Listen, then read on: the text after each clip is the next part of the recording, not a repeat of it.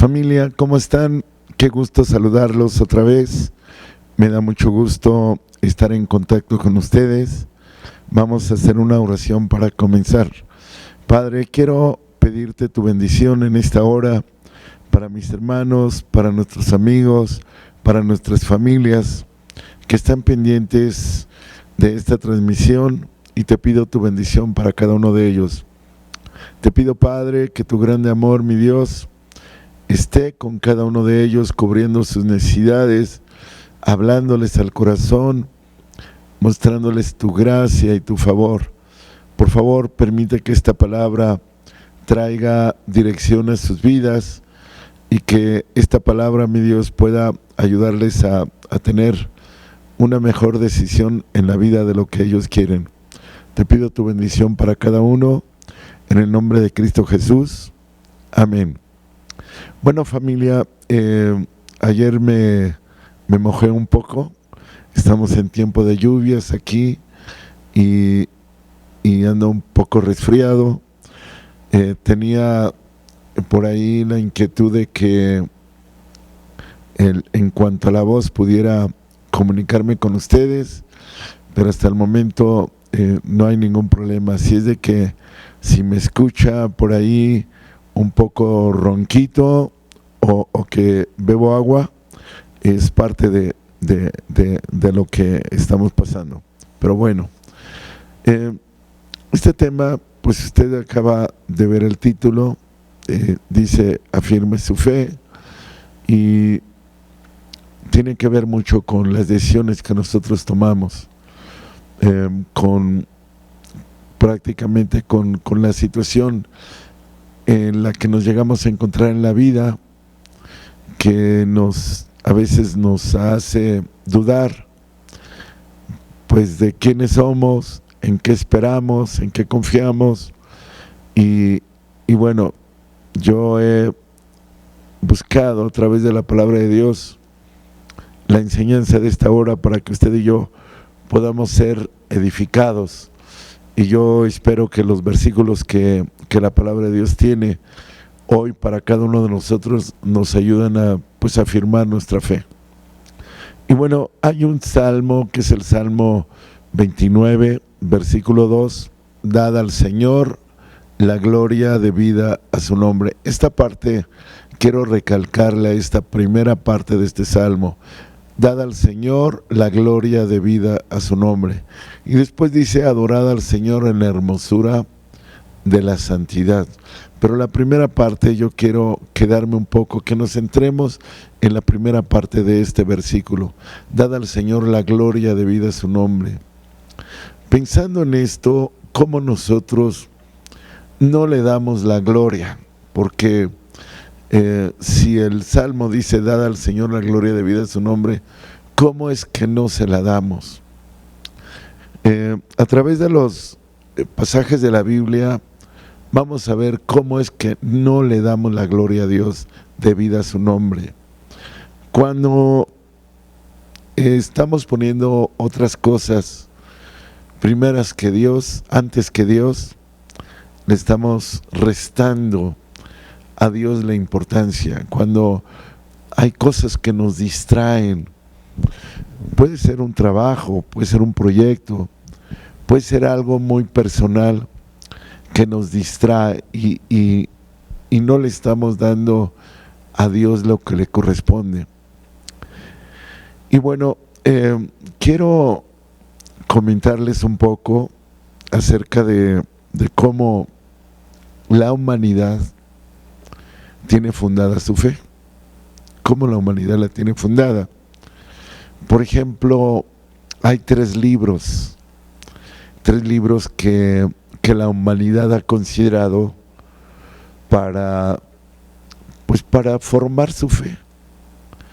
Y hay otros credos distintos al nuestro que han considerado sus propios libros. Y yo busqué los datos de la historia un poco de cuándo se fundaron esos grupos para para darle, digamos, soporte a la fe de todas esas personas. Y por ejemplo, dentro de los 3 libros importantes que tienen que ver con la fe de las naciones, uno de ellos, que es importante para los que profesan esta fe, es el libro del Corán.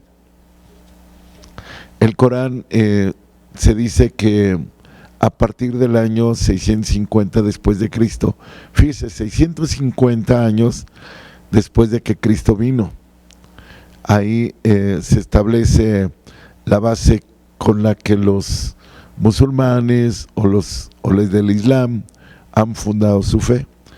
650 años después de que Cristo viniera. Después hay otro libro que es el libro del Mormón. Este libro lo ponen en función, lo publican en el año de 1829. Y este libro es la base de la fe de la gente que conocemos como mormones. Este libro, fíjese, en el año 1829, después de Cristo, después de que Cristo viniera, sale este libro en Nueva York. Y bueno, el tercer libro es la Biblia. La Biblia es el libro más antiguo que se conoce en la historia. Pero la Biblia es un concepto que se le da a 66 libros. Digamos que esos 66 libros son las Sagradas Escrituras. Ya recopilados, esos 66 libros forman lo que conocemos como la Biblia. Y la Biblia fue escrita hace más de 4,000 años. Entonces, es el primer libro que tiene que ver con la fe de la humanidad. El primer libro. Y ese primer libro, familia, no ha cambiado. Sigue siendo un libro que trae el fundamento de la fe, del plan de Dios. Los otros 2 libros que han usado algunos otros grupos fueron planteados por el hombre, que ellos dicen que vienen de Dios. Pero bueno, yo a veces he cuestionado esta parte acerca de por qué otro si ya teníamos uno, porque la Biblia es la palabra de Dios dada por Dios. Y bueno, todas las personas tienen sus propias opiniones al respecto, pero si usted es una persona que cree en Dios, entonces el libro que usted debe de leer para fundamentar su fe, para afirmar su fe, es la Biblia. A través de ella nosotros encontramos la dirección de Dios, porque de una manera extraordinaria la Biblia fue escrita en un lapso de 2,500 años, escrita por 40 autores diferentes, de diferente posición económica, en diferentes lugares, diferentes, pues de alguna manera países, pero siempre en una misma línea. Nunca estos libros, estos 66 libros, pierden digamos, la conexión. Esos 66 libros están conectados. Es como si fuera una cadena donde son 66 eslabones y cada uno se va uniendo con el otro de tal forma que los 66 libros tienen un solo mensaje. ¿Cómo fue esto? Que en diferentes lugares, con un lapso de 2,500 años, desde que empezó hasta que terminó, se escribió esto. Solo Dios es el que pudo estar ahí, guiándolos con su Santo Espíritu a todos esos escritores que fueron escribiendo pues lo que Dios nos dejó en la Biblia. y ninguno de ellos pues habló de algo distinto. La Biblia es el libro seguro, perfecto, que proviene de Dios, que contiene la palabra de Dios y que tiene el fundamento para afirmar nuestra fe. Ahora, yo le acabo de comentar que de estos 40 autores aproximadamente, y en ese lapso de 2500 años, no hubo ninguna discrepancia, y yo me di a la tarea de ver en diferentes tiempos de esos 66 libros, porque esos 2500 años nos dan diferentes tiempos. Y cuando Dios habla de un tema, yo escogí un tema en particular para mostrarle a usted que no hay ningún cambio, que hay una línea que se sigue hablando de lo mismo, y esto nos lo recuerda Dios en esa línea. Ahora, yo tomo 4 enseñanzas de diferentes tiempos. Por ejemplo, la primera tiene que ver del tiempo de Josué. El tiempo de Josué, para que usted más o menos se dé una idea, Josué fue un hombre que vivió o que escribió esta parte que vamos a leer 1492 años antes de Cristo. Y Josué, para que usted más o menos se dé una idea, Josué fue el sucesor de Moisés, el que se encargó de meter al pueblo de Israel a la tierra prometida. Y no solamente introducirlo a la tierra prometida, sino de repartirle la tierra prometida. Entonces Josué se encuentra con una generación que llegó al objetivo por el cual Dios los había sacado de Egipto, pero Josué observó algo en esa generación, porque no sé si usted se dé cuenta que cuando una persona primero vive un problema y después Dios interviene en ese problema y esa persona logra el objetivo de ese problema, es decir, resolverlo, esa persona puede tomar una actitud muy relajada, como que si no hubiera pasado nada, o si la persona hubiera sido la que hubiera arreglado ese problema, pero no Dios. Entonces Josué nota esto. Josué nota que el pueblo se establece en la tierra prometida, ya les había repartido a ellos, los nota a ellos, pero los nota indecisos, los nota como personas que realmente no sabían decidir qué es lo que iban a hacer en un futuro. Y yo sé que estas personas llegaron a un momento en que pues se relajaron, llegaron a tener la tierra prometida, tenían la tierra que fluía leche y miel, ya no necesitaban nada, ya no tenían problemas, y como que se sintieron autosuficientes, ya eran fuertes, porque allá en Egipto eran como personas que trabajaban en la construcción, pero ahora eran guerreros. Entonces los guerreros marcaban, digamos, la línea de autoridad, quién tenía el poder, y ellos se sentían poderosos. Entonces llegan a la tierra, tienen el producto de la tierra, tienen la tierra, se vuelven propietarios, porque en Egipto no lo eran. Entonces eran guerreros, en otras palabras, se empoderaron,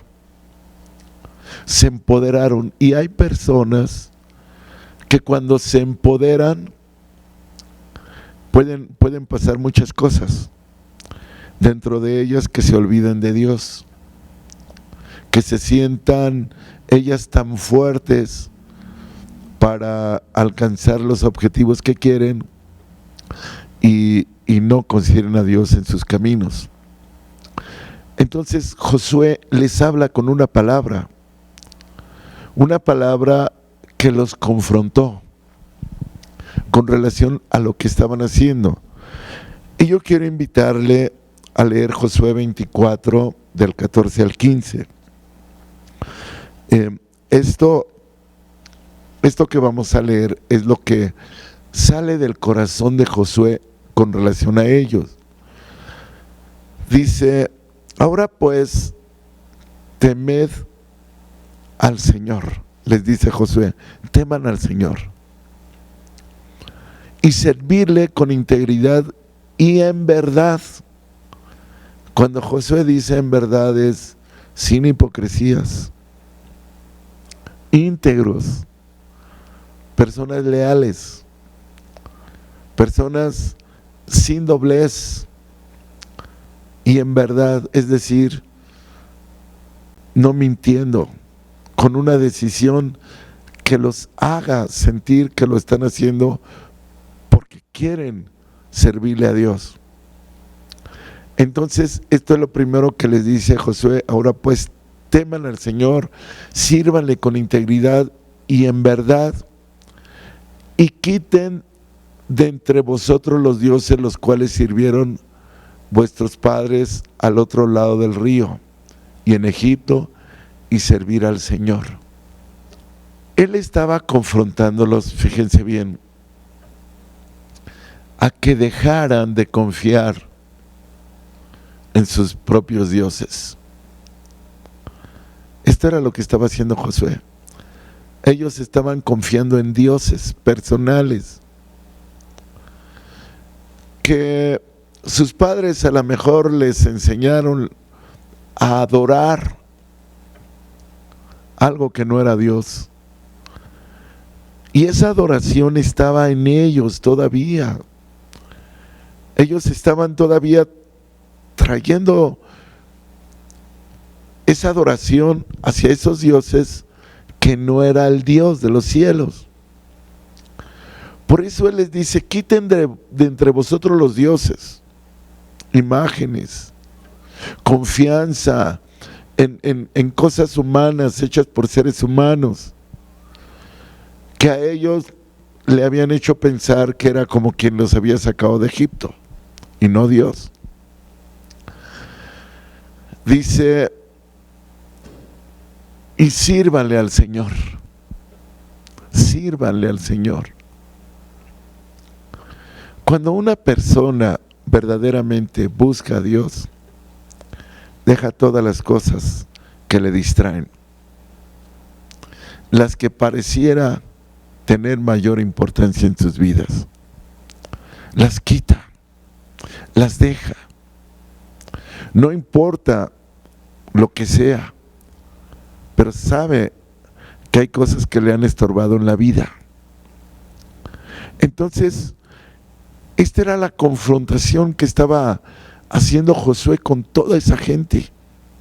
Y si mal os parece servir a Dios, o sea, una confrontación, y si no quieren servirle, o sea, así como diciéndoles, pues elijan a quién quieren servir. En otras palabras, le estaba diciendo que estaban en la indecisión de ¿qué voy a hacer? ¿A quién le voy a servir? ¿A quién le voy a poner mi confianza? Escogeos hoy a quién sirváis, si a los dioses a quienes sirvieron vuestros padres cuando estuvieron al otro lado del río, o a los dioses de los amorreos en cuya tierra habitáis.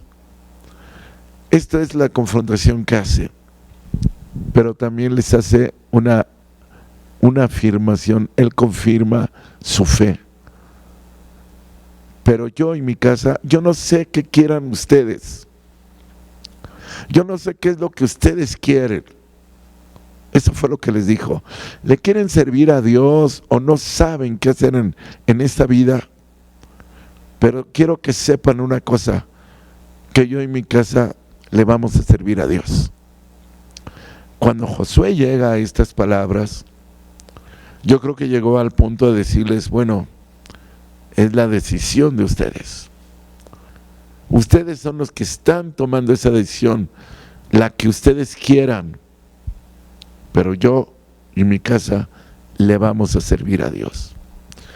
Entonces, de estos 4 puntos que yo quiero mostrarles de las Sagradas Escrituras, este primero tiene que ver con Moisés y su confrontación con el pueblo.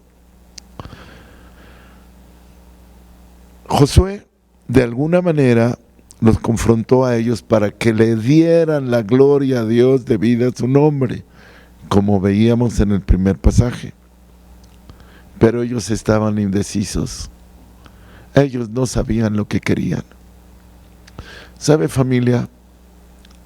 Los triunfos, los negocios, el dinero, los logros, los objetivos alcanzados, o todo lo que hemos logrado en esta vida, muchas veces llega a robarse el corazón de las personas.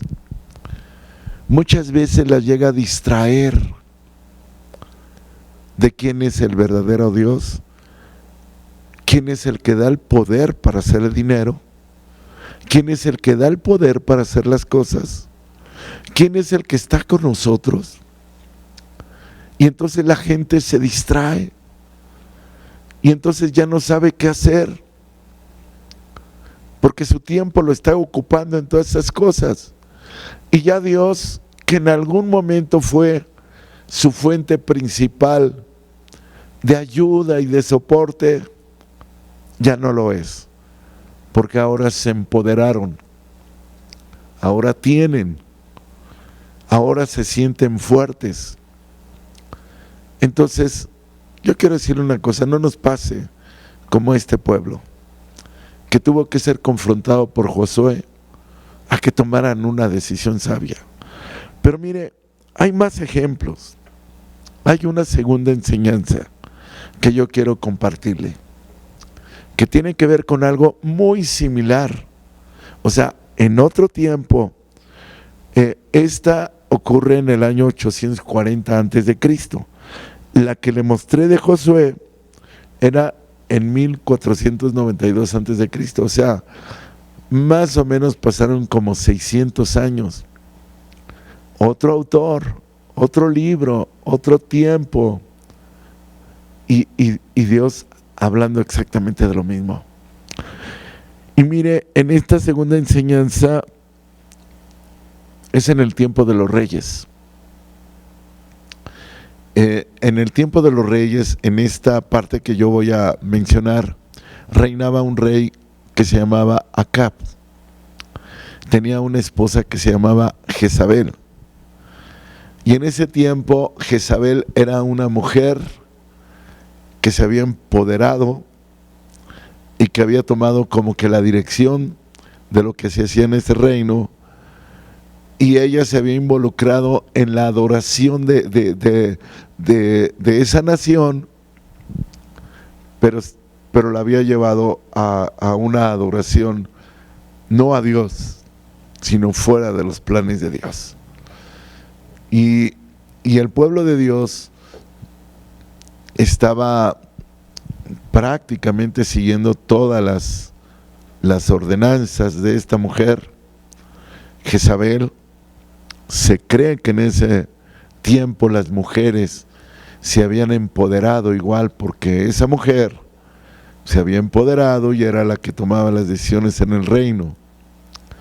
Entonces, cuando aparece Elías en esta historia de la Biblia, también confronta al pueblo a tomar una decisión. Y miren lo que dice Primera de Reyes 18, del 17 al 21. Llega el rey Acab. Cuando Acab vio a Elías, le dijo: ¿eres tú el que turbas a Israel? Realmente quien estaba turbando a Israel era Jezabel, no Elías. Pero bueno, para Acab su esposa tenía razón y Elías no tenía la razón. ¿eres tú el que turbas a Israel?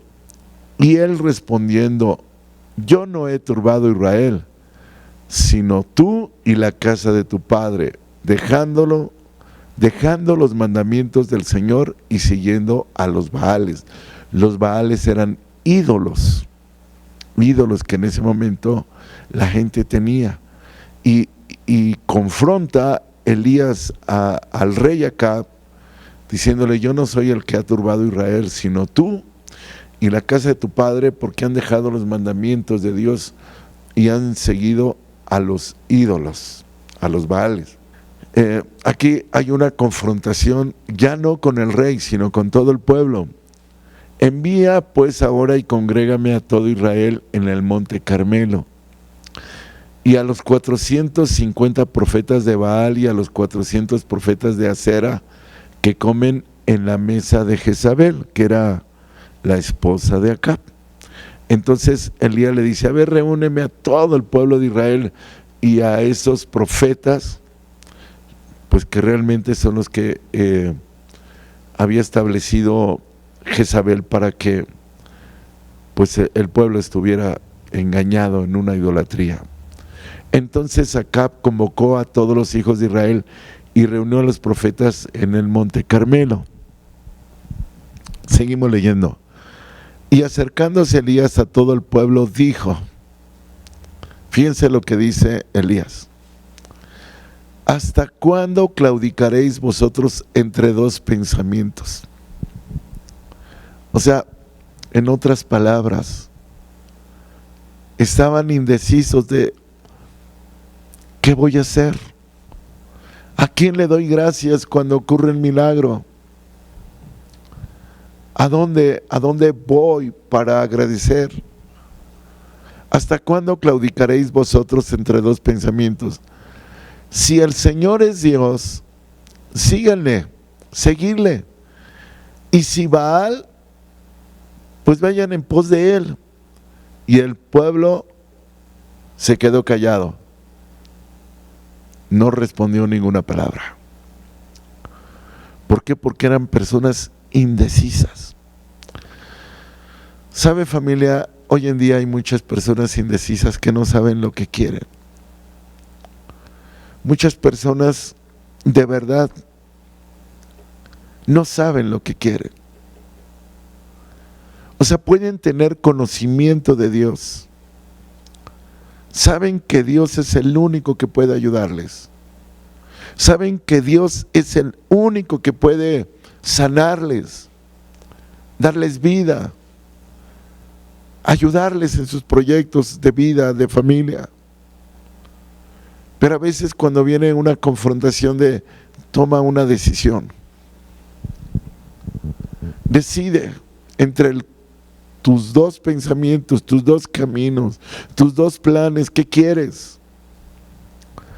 Y esta confrontación es muy parecida a la de Josué, que hace con el pueblo. Josué les dice, van a servir a Dios o a sus ídolos. Al igual, Elías hace una confrontación muy similar. Este pasaje con el otro que leímos, más de 600 años de diferencia. No había internet, no había cómo se comunicaran, no había ningún medio de comunicación. El único medio de comunicación era lo que el Espíritu Santo hablaba con cada uno de ellos. Pero el mismo mensaje. ¿Qué está pasando con ustedes?, le estaba diciendo Elías. ¿Qué está pasando con ustedes? Y a veces, familia, Dios así nos habla a nosotros. Cuando estamos indecisos, o hacemos lo bueno o hacemos lo malo. Y no podemos estar haciendo lo malo porque no es lo mejor. Porque lo bueno es lo mejor. Porque lo bueno es lo que agrada a Dios. Porque lo bueno es lo que nos da vida. Lo bueno es lo que nos sostiene. Lo bueno es lo que nos da las fuerzas. Pero a veces cuando hablamos con alguien y le decimos, oye, no está bien lo que estás haciendo, a lo mejor tiene un problema con adicciones. Y tiene, por un lado, su fe, pero que no está firme, porque tiene adicciones.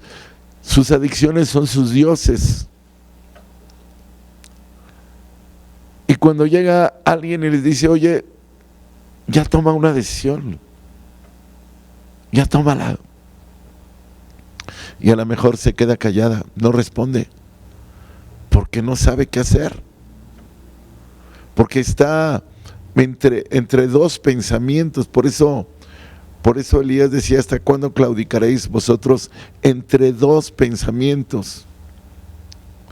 Y así pasa con tanta gente que no toma una decisión. Que hay mucha gente que ha conocido del Señor de mucho tiempo atrás, de años, y no hay un cambio verdadero. Y se tiene que cortar con lo malo. No podemos traer lo malo al presente, el pasado al presente. El pasado ya quedó atrás. Y miren, familia, Elías los confrontó a darle a Dios la gloria de vida a su nombre, como lo hizo Josué. Pero ellos no sabían qué hacer. No sabían qué hacer. El tercer ejemplo que les quiero citar se escribió en el Nuevo Testamento, fueron palabras de Jesús. En el tiempo del ministerio de Jesús, usted sabe que el ministerio de Jesús comenzó a los 30 años y él termina a los 33 años y medio. Se escribe en ese lapso de tiempo. Y es un pasaje en el cual queda plasmado en el Evangelio de Juan, escrito por el apóstol Juan, donde Jesús refiere la importancia de entender que su cuerpo y su sangre nos iban a dar redención, perdón de pecados. Estaba él hablando de su sacrificio. Estaba él hablando de lo que él iba a hacer. Pero la gente no lo entendió. La gente fue confrontada y vea lo que la gente comenzó a hacer.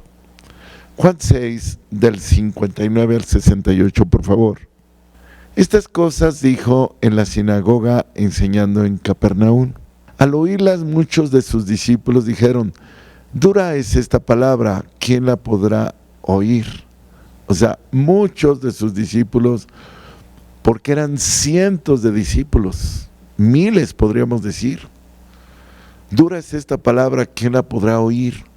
Sabiendo Jesús en sí mismo que sus discípulos murmuraban de esto, les dijo, ¿esto os ofende? Mire, yo quiero decirles, hay cosas que a veces la palabra de Dios nos habla, que son duras. De verdad que a veces nos lastiman. Y que no quisiera o no quisiéramos que esa palabra pues nos hiriera, nos lastimara.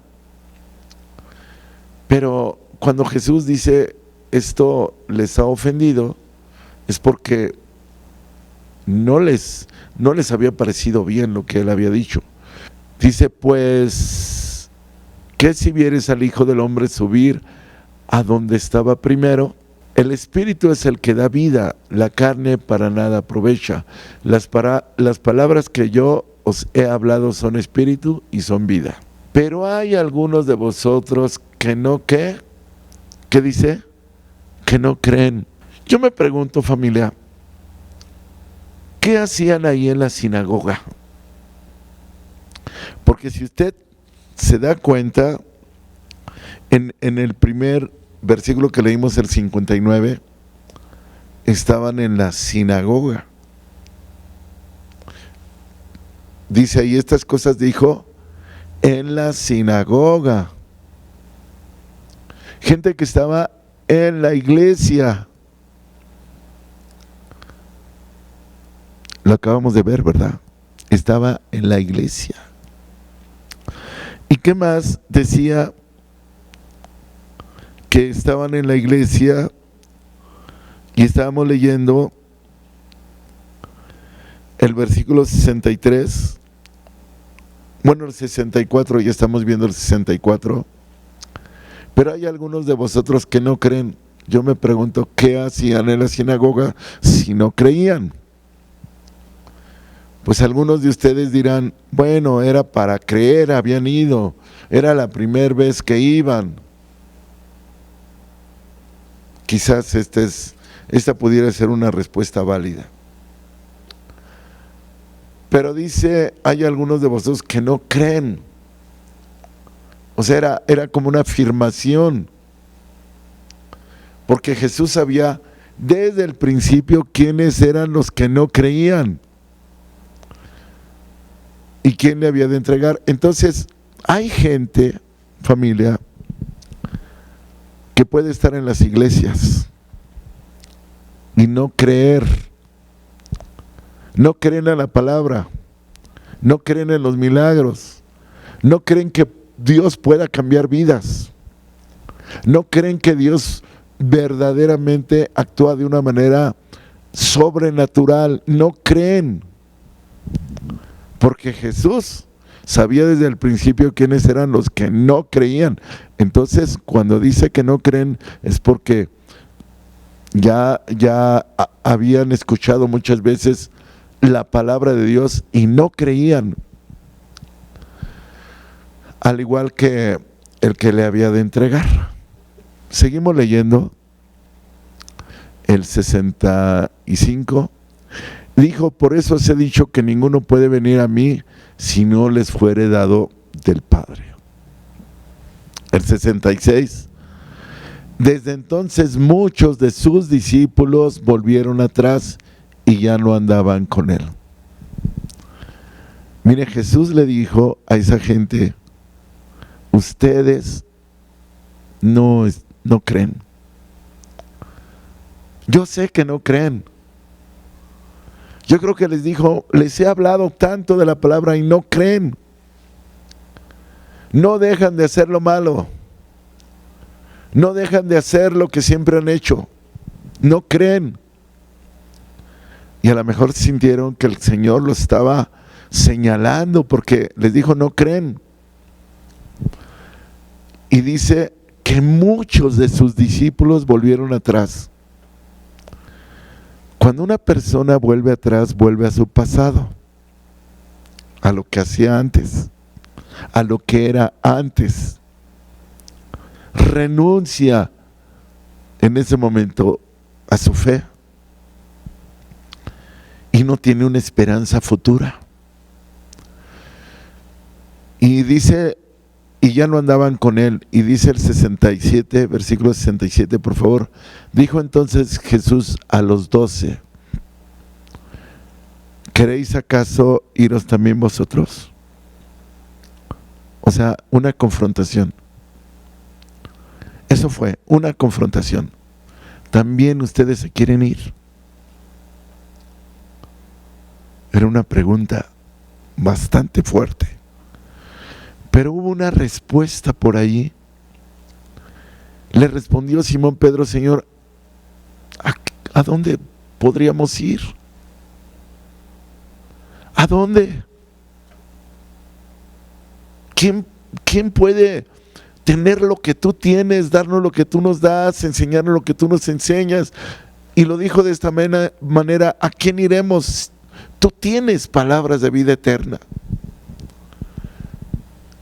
Este hombre afirmó su fe, la afirmó, pero los que se fueron no la afirmaron, claudicaron, se dejaron vencer, prefirieron seguir viviendo su vida pasada. Pero este hombre dijo, ¿a quién podríamos ir? Si solo tú tienes palabras de vida eterna. ¿Y qué más? ¿qué más dice la palabra? Cuando nosotros vemos todo esto, es duro escuchar palabras que nos confrontan. Sí, es duro. Pero ¿sabe qué? Jesús lo único que estaba haciendo era que esas personas le dieran la gloria a Dios debida a su nombre. Eso es lo único que estaba buscando. Que afirmaran su fe y le dieran a Dios la gloria debida a su nombre. Pero no quisieron. Muchos no quisieron. Y el último ejemplo, que también tiene que ver con la indecisión de las personas, como la de Josué, la de Elías, en este caso la de Jesús, igual, en un mundo donde no sabían qué hacer. Este cuarto ejemplo ocurre en la isla de Patmos, en lo que hoy es Grecia, más o menos en el año 100. Se escribe en el libro de Apocalipsis por el apóstol Juan, hablándole a una de las iglesias llamada Laodicea, o de una población que se llamaba Laodicea. Y es Apocalipsis 3 del 14 al 19. Dice: escribe al ángel de la iglesia en Laodicea. He aquí el amén, el testigo fiel y verdadero, el principio de la creación de Dios, dice esto: yo conozco tus obras, que ni eres frío ni eres caliente. O sea, familia, no eres frío ni eres caliente. Eres tibio. No eres frío, no eres caliente, eres tibio. Ojalá y fueres frío o caliente. ¿Qué significa esto? Significa que es como una persona que hace lo bueno, pero hace lo malo. Más o menos así. No eres frío porque no haces totalmente lo malo, pero no eres caliente porque no haces totalmente lo bueno. Eres tibio. Parecido a lo que se vivió en los otros 3 pasajes. Ok, yo conozco tus obras, que ni eres frío ni caliente. Ojalá fueses frío o caliente. Por cuanto eres, ¿qué? Tibio, y no frío ni caliente, yo te vomitaré de mi boca. Yo no quiero creyentes. Eso es lo que estaba diciendo Dios. No quiero creyentes de esa naturaleza, indecisos. ¿Y qué más? Porque tú dices: yo soy rico y me he enriquecido y de ninguna cosa tengo necesidad. Empoderado, ¿verdad? Ya la logró, ya la hizo, tiene su vida realizada. ¿Y no sabes que tú eres un desventurado, miserable, pobre, ciego y desnudo? Esa es la respuesta de Dios. Porque dice el creyente, o los creyentes: yo soy rico, me he enriquecido y de ninguna cosa tengo necesidad. Y Dios le dice: ¿y no sabes que tú eres un desventurado, miserable, pobre, ciego y desnudo? Por tanto, yo te aconsejo que de mí compres oro refinado en fuego para que seas verdaderamente rico. En otras palabras, ser rico, y vestiduras blancas para vestirte, y que no se descubra la vergüenza de tu desnudez, y unge tus ojos con colirio para que veas, para que te des cuenta, para que puedas ver bien la realidad. Es lo que le está diciendo. ¿Y qué dice el versículo que sigue? Yo reprendo y castigo a todos los que amo. Sé pues celoso y arrepiéntete. O sea, este versículo 19 dice: bueno, está bien, tú ya te empoderaste, todo lo que yo hice por ti, dice Dios, no estás considerando que yo soy el que lo hice, y lo tienes y lo conseguiste. Ahora yo tengo un gran amor por ti, porque Dios no quiere que nadie se pierda, sino que todos procedan al arrepentimiento. Entonces dice: yo reprendo y castigo a todos los que amo. Sé pues celoso, ¿y qué? Arrepiéntete. Arrepentirse es reconocer que estamos caminando mal o estamos en la dirección opuesta.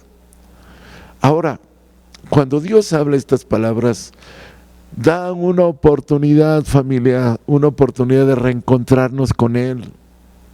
Aunque esta es una confrontación, el versículo que sigue, familia, es una oportunidad para reencontrarnos con Él. En el 20, dice: aquí yo estoy a la puerta y llamo. Si alguno oye mi voz y abre la puerta, entraré Él y cenaré con Él y Él conmigo. Entonces, familia, si Dios te está ofreciendo su hogar, los brazos abiertos, su corazón, si Dios te está ofreciendo toda la ayuda que tú necesitas en tu enfermedad, en tu dolencia, ¿por qué no abres tu corazón? ¿Por qué no renuncias a tus propias fuerzas? ¿Por qué no renuncias a tu empoderamiento y le dejas a Dios el lugar que le corresponde? Da la gloria a Dios de vida a su nombre. Dale la gloria a Dios. ¿Sabe qué, familia? Hay muchas personas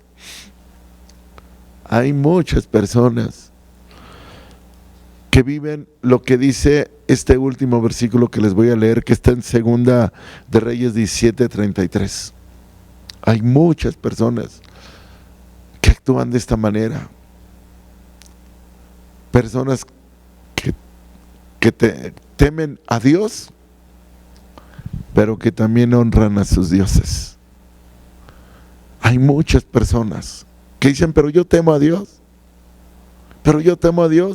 no estoy haciendo nada malo, no le hago mal a nadie, pero temen a Dios y honran a sus dioses. No, familia, no podemos hacer esto. O le servimos 100% a Dios o no le servimos. Dios no quiere gente tibia. Por favor, familia, yo te pido que afirmes tu fe, que te decidas por Dios y por lo que Dios te ofrece y te pide que hagas. Y Dios estará contigo y te bendecirá, y reconócelo en todos tus caminos. Vamos a orar y darle gracias a Dios. Padre, quiero darte gracias por la vida de mis hermanos que han escuchado este mensaje. Te pido tu bendición, tu fortaleza, tu ayuda. Gracias, Dios, porque tú los has confrontado para que ellos den la honra y la gloria debida a tu nombre, bendito Dios, y ellos puedan afirmar tu fe. Yo te pido tu bendición, sanidad, Dios, para sus vidas, tu ayuda, Dios, para cada uno de ellos. Te lo pido, Padre, en el nombre de Cristo Jesús. Amén. Bendiciones, familia. Hasta pronto.